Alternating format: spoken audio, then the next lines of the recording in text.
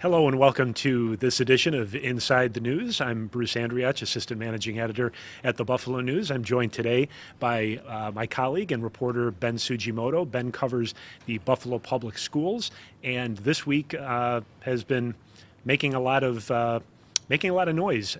He hasn't been, but a story he wrote last week has got a lot of attention in the community about a topic that often gets attention because of a variety of factors, test scores and how students are doing. This story this week really seemed to generate a lot of attention. Ben, could you briefly describe what the story was about? Sure. It dates back about last week at a school board work session. The school board was planning for these listening sessions that they're going to have with the public in the next 6 weeks.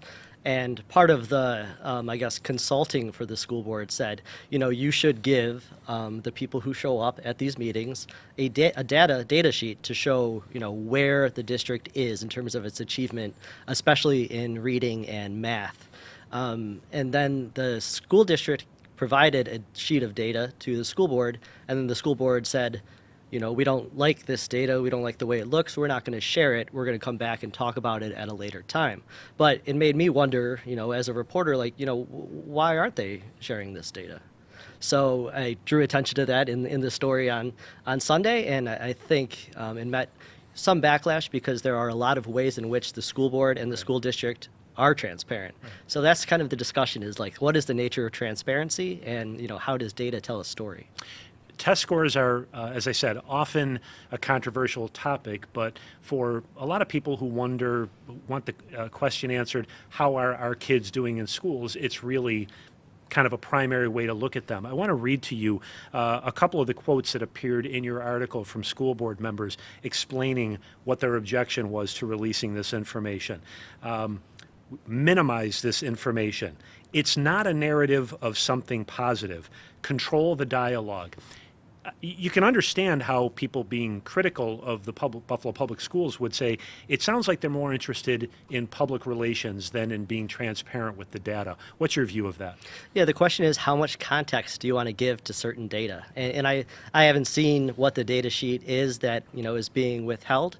But when the superintendent responded, she said, this data does not give the context of the COVID pandemic and sort of how that affected Buffalo school students. And it doesn't take into account this existing narrative around Buffalo Public Schools about how, it's a district where there's a lot of violence and not a lot of achievement. And the superintendent, Tanja M. Williams, and the school board has really been trying to overturn this narrative. Their mantra is moving to the next level. And they're trying to shed this history of negative images and try to give positivity, progress, ways in which they're moving forward. I think this instance is kind of a situation where maybe the school board saw that there wasn't enough context being given to the data, which is why I believe that they withheld it at the time. But I think they still withheld it regardless. All right. With the Buffalo Public Schools, this topic often comes up, and it came up in your article. One of the people quoted, worried about how this information would be read from a racial standpoint. Some of the data is broken into how did students of different races do on certain tests. There's a lot of history with that as well. Explain what the concern was about that information getting out without the context you're talking about. The school board president made a good point. Sharon Belton-Cotman referenced her grandson, who is, reading at a level that's 1 or 2 grades above the grade level that he's in.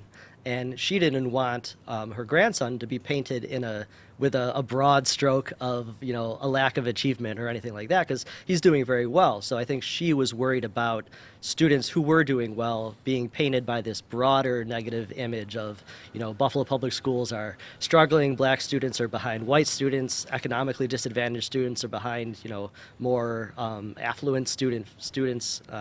So yeah, it's a tough situation where race plays in, right. But it's part of the story here. One of the arguments the district made was that they objected, and I think they objected to your story, that some people felt it portrayed them as not being transparent enough. And they argue that we're actually more transparent than some other school districts with this information. What is that argument from them about their transparency. And they made that argument very clear last night at another Buffalo School Board work session about how transparent over the course of the year they have been with testing data. The state assessments have thrown things a little bit into flux because the results are released so long after the state assessments are taken that Buffalo Public Schools and the school board is now using DIBELS, which is a kind of a diagnostic assessment test that gives the results 3 times a year and like more immediately, so you can track progress. DIBELS is for reading, iReady is for math. But these are tools that give you quick feedback, give suggestions for intervention. And BPS has been very good about sharing those updates.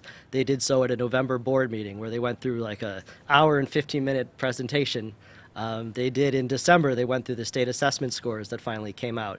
Then yesterday, they went through the mid-year DIBELS and iReady results for math and reading. So they are transparent in that regard, but this was one specific instance last week in which they weren't. So it's a mixed bag. I think they are transparent about a lot of things, but I think it's our role to draw attention to when they're not transparent. Definitely is. So the dilemma for the Buffalo Public Schools is the longer that they don't release the full picture of what's happening as they try to provide context and try to explain what this means, the more likely it is that people are going to be critical of them for not releasing the information the way that they want it. So what is next for the school district? What happens next with this issue and these data points? To me, what's next is really the most interesting part, because one of the things the superintendent said last night is, the students are not the data. Students have faces.